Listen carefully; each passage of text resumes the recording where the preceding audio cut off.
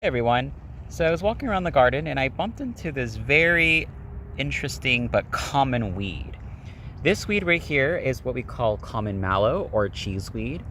This typical weed you find in backyards, parks, and is commonly found during the wet season or when it's not too dry outside. This is when that plant really starts to thrive because it really depends on a lot of moisture.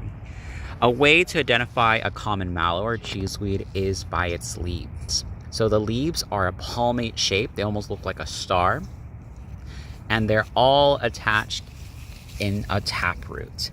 So a good way to really control this is prevention, of course. When you find the weed and you identify the leaves, it's best to remove them right away because these guys, although this one's small, if you let it grow, these taproots will really grow deep and it'll be very difficult to remove by hand. So you'll have to resort to a shovel or maybe even a machine if you let it get to that size. These guys can get about at least a foot high in height or taller, and the taproots can be really thick. Another cool, interesting fact about this plant is that it's actually edible. The leaves can be eaten raw, or they can be stir-fried or added in stews or savory dishes.